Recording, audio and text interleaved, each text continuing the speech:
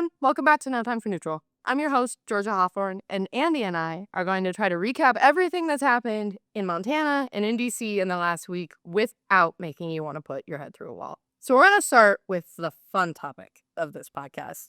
You ready? Do you know what I'm going to say? I bet I can guess. The devious smile on my face doesn't give it away. Is it Epstein? It is. Okay, all right, okay. It is.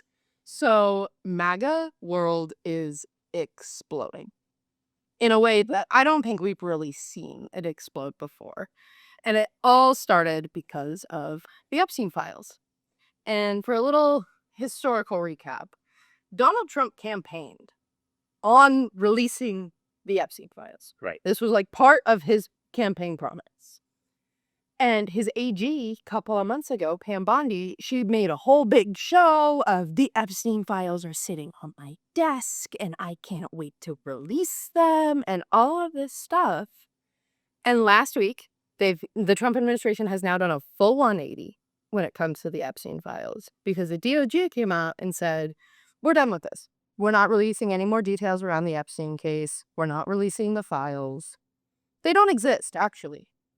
They don't? Apparently not. Donald Trump says they don't exist. So there is no list, even though he's been talking about it forever? Supposedly.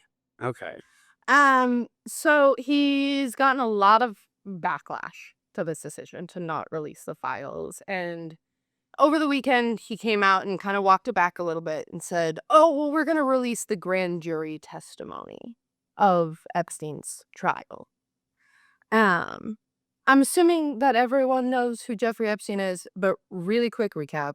Really rich guy. He pled guilty to sex crimes down in Florida in the early 2000s. And then in 2019, he had federal sex trafficking crimes brought against him. And he had an island and flight logs, and there has become an entire conspiracy around Epstein and Epstein's Island. And most of that started when he ended up dead in his New York jail cell. Yeah. He took this plea bargain that no one ever thought he would have got. This plea bargain kind of just came out of thin air, and then he ends up dead. And so naturally, the conspiracy theorists are like, he's not dead. They're covering for him. They're covering for the rich. And as more details come out, it feels less and less like a conspiracy. I won't lie. But we know, it's been proven that Epstein had a client list. Yeah. He had a little black book. He had a list of people that he was involved with.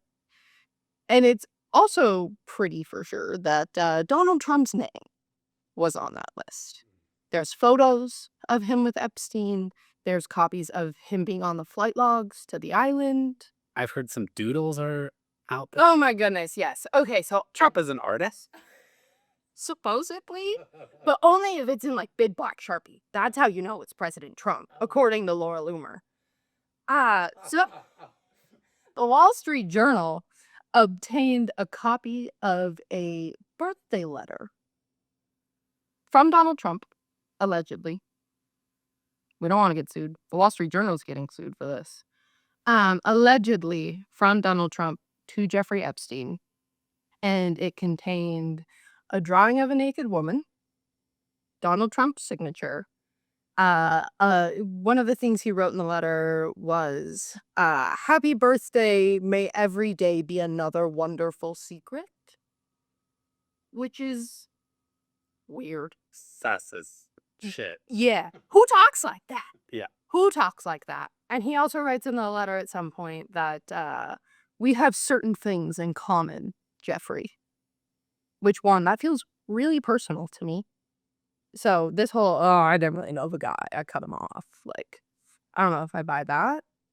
But also, what things do you have in common?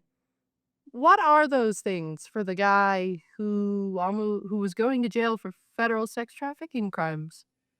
Please tell me, Mr. President, what do you have in common? Yeah. The people that got did some real horrible shit to multiple young girls and got away with it because he's surrounded by money and power.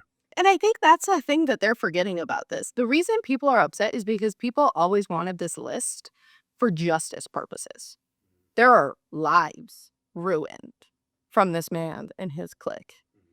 And people want justice for that. They want to see people who were involved in this be booted out of whatever powerful positions they're in, which, me too. But also, there are victims who deserve justice for the things that this man did to Right. them. Yeah, I think that's one piece that's actually missing from a lot of these stories is not enough attention to how horrible Epstein person was and like why so many people are up in arms about this. The fact that he molested, sexually assaulted underage girls Right. without their consent. And called in his rich buddies to help him do it. He raped young girls.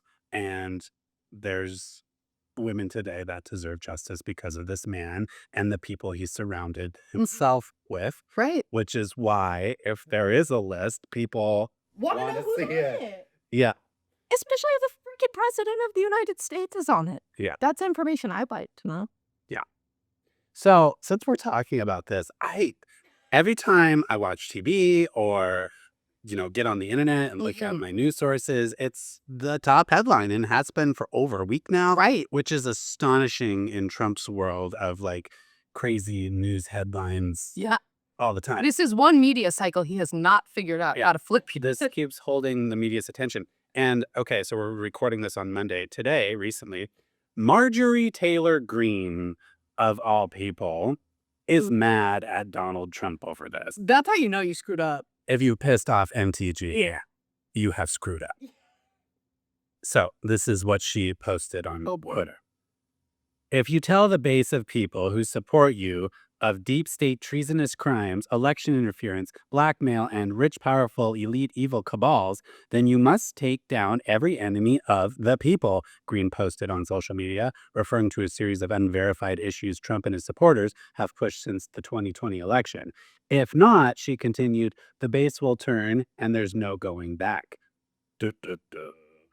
Dangling bits of red meat no longer satisfies. They want the whole steak dinner and will accept nothing else. Quote, Marjorie Taylor Greene. Okay, I have many questions, but my main question. Are they wild dogs? Like, why are we referring to like ravenous? Yeah, we're like dangling meat in front of them. What is this? She's saying the president is dangling meat, only giving like bits of fact about this case, and they want it all. They want the steak. They want this list public. And yeah, I think that... Why this promise? I've been thinking about this for the last week while this has been in the headlines. He's broken most of his campaign promises at this point. He said he wasn't going to touch Medicaid, said he wasn't going to touch Social Security, all of these things.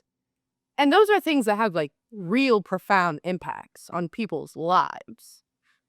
The Epstein List is more of a conceptual kind of thing that people are upset about. Whether or not the Epstein List gets released or not does not determine whether or not you can go to the hospital and get medical care. Yeah. I don't know. This is the thing they're mad about. I can't speak for the MAGA crowd. I truly can. But I think it has something to do with the story itself being just fascinating. We've been talking about it for over half a decade at this point. Yeah. The man was well-known, powerful, rich. When he went down, a lot of people around him also went down. Right. And the man was a pedophile. Yeah. Which is horrible. And these people want to see justice. So I think it's a lot of things. Yeah. And I mean, the crazy part is that for once in Congress, there's something kind of happening around this. Usually the news cycle will take over and then Congress is just like, that's interesting. We don't need to do anything about that. But Congress is getting involved in this one already, and House Democrats actually tried to force a vote on the floor to release the files. Which every single Republican voted against. Including Zinke and Downing. Yeah. And then Ryan Zinke, for whatever reason, goes on TV and proceeds to tell everyone that there is no list, and that if there is a list, then the list doesn't really matter, and that he supports the president and who trusts the president. And one, no one asked you to say anything about this. I'm not sure why you are, but also two, why are you so dodgy? Yeah. You can't just be protecting the president. So what else is there to the story that forced you to come out and say something about it on TV? I'm not pointing fingers. Zinky, zinky, zinky. Also, wasn't Pam Bondi just saying a couple weeks ago it was on her desk? Yes. Pam, where'd it go? Like, that's what I mean. Come on, Pam. Show us the list. Show us a list. Okay, so I figure like we could probably talk about this Epstein thing this entire episode. So Probably. we should probably move on. That is next, Georgie. Okay, so in the latest Republican antics on the state level, so Big Ugly Bill passes. Yeah.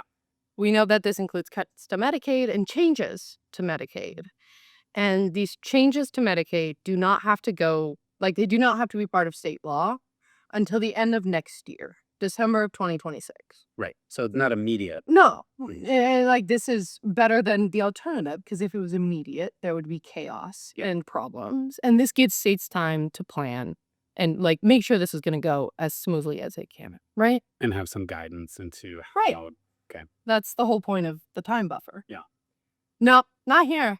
Not Gianforte's health department, because the Department of Health and Human Services is now trying to submit a waiver to the Centers for Medicaid and Medicare, which is the people who run Medicaid on the federal level. And they want to implement the cost sharing and the work requirements as enumerated in the Big Ugly Bill. They want to implement those now. Right now. Okay, so let me get this straight.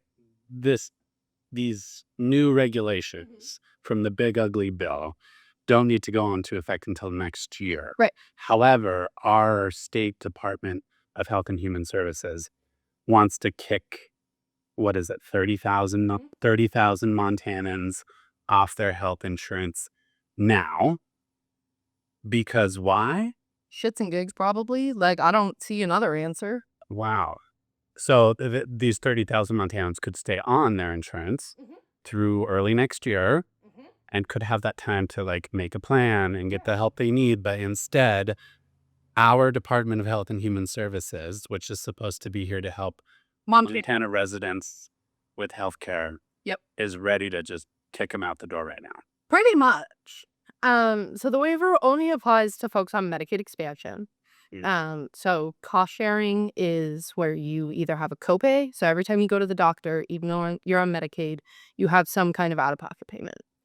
Or they could do it in the form of premiums, where you pay some kind of a monthly payment to the state for your Medicaid coverage, which doesn't make a whole lot of sense to me, considering Medicaid is supposed to be the health insurance when you don't have money to pay for health insurance. Right.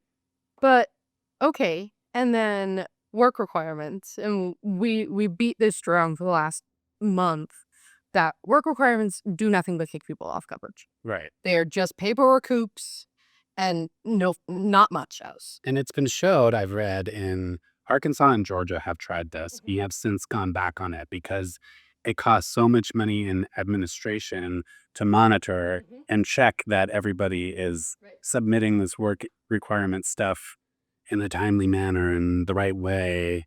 And it's just futile. It doesn't make sense. Because so when DPHHS did the redetermination process in 2023, there were over 115,000 Montanans who lost coverage, who were kicked off of their Medicaid during this redetermination restructuring process. I remember that. Yeah. And over 2/3 of those people who lost coverage, it was for paperwork reasons. Right. It wasn't for eligibility. It wasn't their fault. It was because they forgot to sign something, or something got lost in the mail, or something along those lines. And that is what we would see if this waiver went into place. We would see 31,000 Montanans, including 4,000 kids, seniors, and people with disabilities, lose their coverage because the state thinks they need to fill out more paperwork for healthcare. So I know a common Republican talking point about Medicaid is people on Medicaid don't work. They're lazy and just want health insurance because they can't get it. So can you tell me, Georgie, because I know that's not true. Right. What percentage of Montanans are working people? First of all, Medicaid is not a handout. You do not get a check in the mail when you're on Medicaid. You just get to go to the doctor. And I want to make that very, very clear. But as for Montana, 76% of people who are on Medicaid in Montana are either working or in school. 17% of those are either too sick, too ill, or taking care of other family members who need care, which leaves about 7% of people on Medicaid who may or may not be working. And they might have a legitimate reason, just like Right. all those other people. And it's very possible that they have a job and they just haven't filled out all of the paperwork for Medicaid or something like that. But we are talking about a very, very, very small percentage of Montanans on Medicaid who aren't working, which 7%, if you have 7 and 93, and you're going to kick 31,000 people off of their coverage, most of those people are going to be the people who are working or taking care of someone else. Yeah. No, I feel like that really needs to be said, and more people need to know stats like that, because it's a common thing I hear all the time of people are lazy, they don't want to work, they want free health insurance.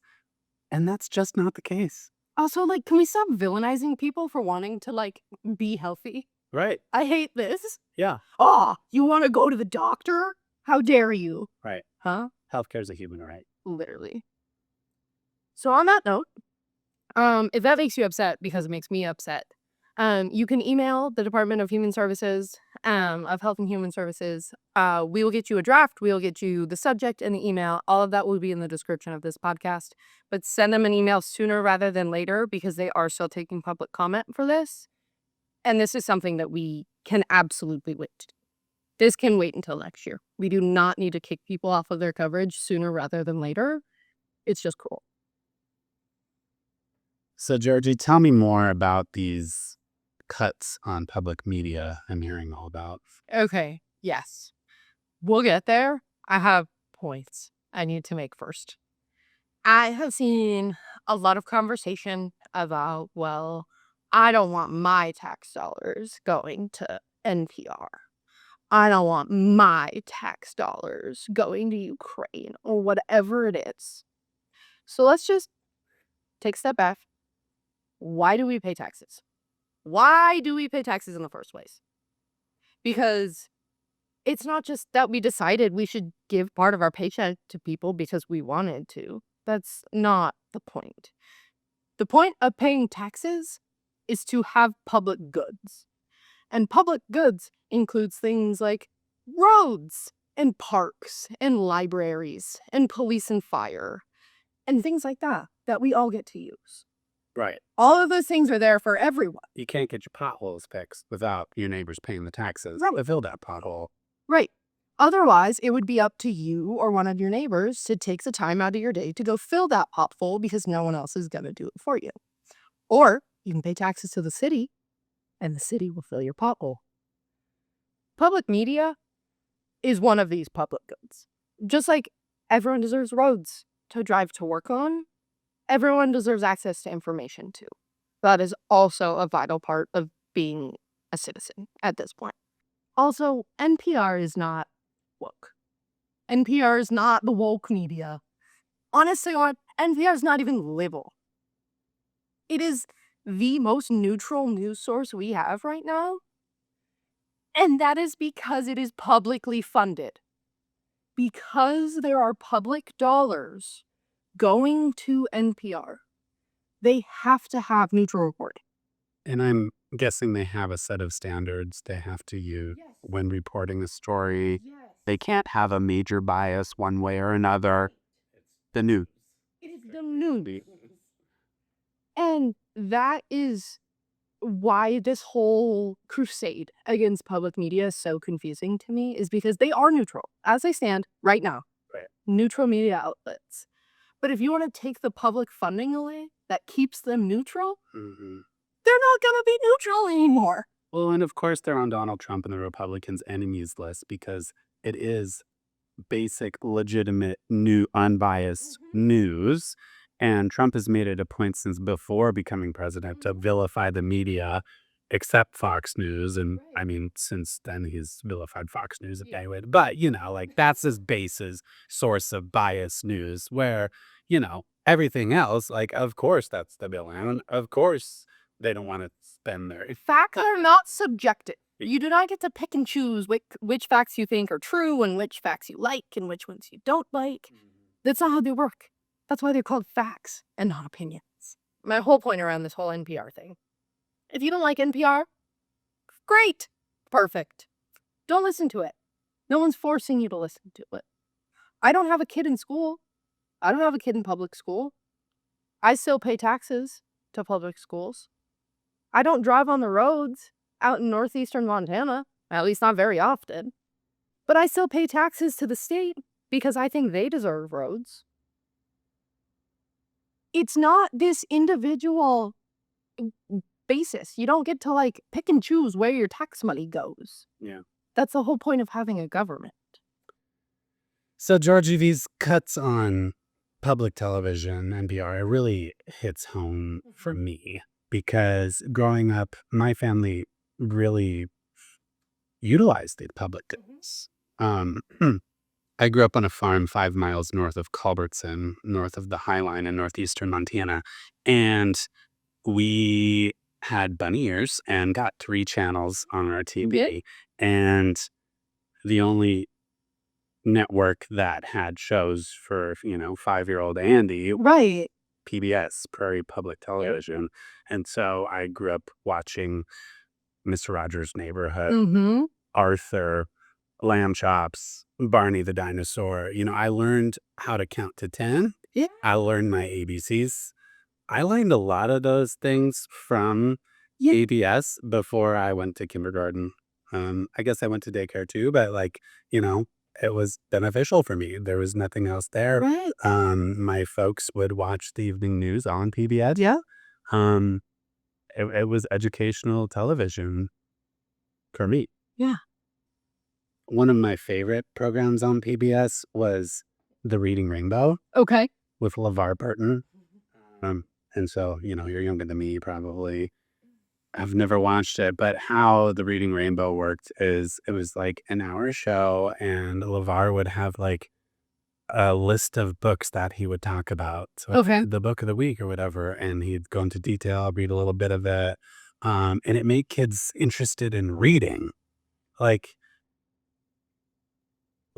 children's literacy actually went up I believe that. in the 80s and 90s in the United States. Kids were reading more. Reading books became like a cool thing to do. It was, I'm not kidding. And it was partially due, in large part, to this show. Right. Because it was on public television. In the 90s, we were in a similar predicament. Congress was talking about cutting public funding. They held multiple hearings. LeVar Burton of Reading Rainbow testified in front of Congress as to why this was a bad idea. And yeah, that was in the 90s, and we're living through this again.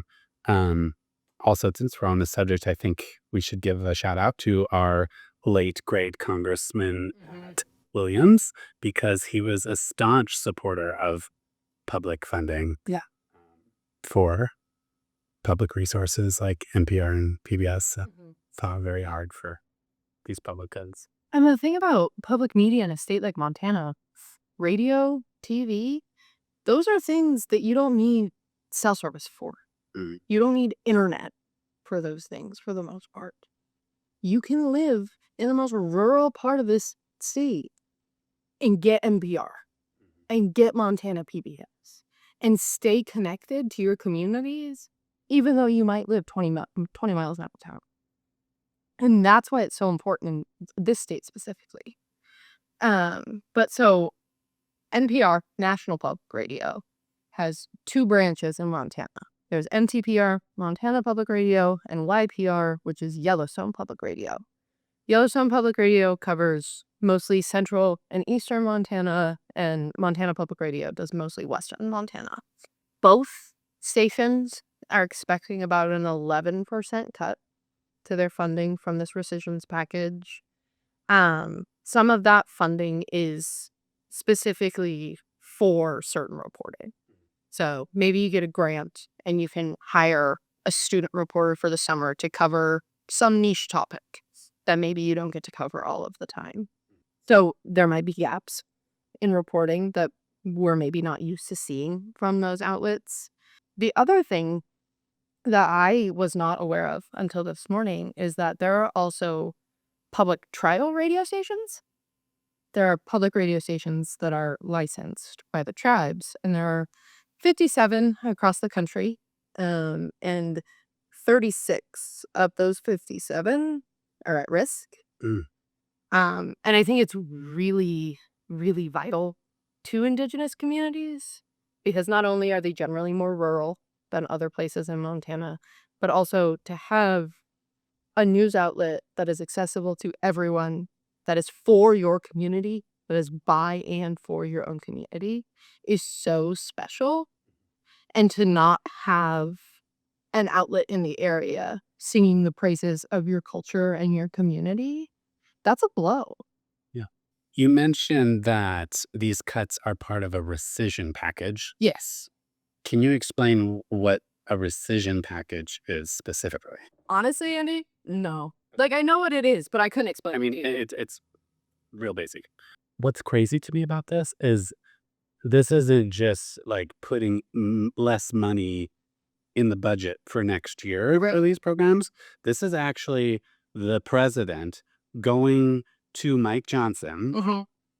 and saying, we're going to rescind this money that you already allocated for these programs. Gotcha. So these cuts are money that has been allocated already to public broadcasting. Now they're like going back and Now they're saying no, that we're cutting this much. Sorry. insane. This doesn't happen. This is unprecedented. I think this is kind of why I don't know what it is. It's not a bill that I've ever seen really happen, at least not since Because this doesn't. right. Yet another score for the Trump administration and unprecedented times. Yay! The other thing that's really special about public radio in Montana is that half of the coverage is locally produced. It's locally centered and locally produced, and that's really rare. Hmm. Most public radio, it literally just plays jazz. You get just jazz or just country or whatever it might be. That's not how public radio works here. You have news, you have music, you have local music, you have Cooking shows. cooking, events, like what's happening in your area.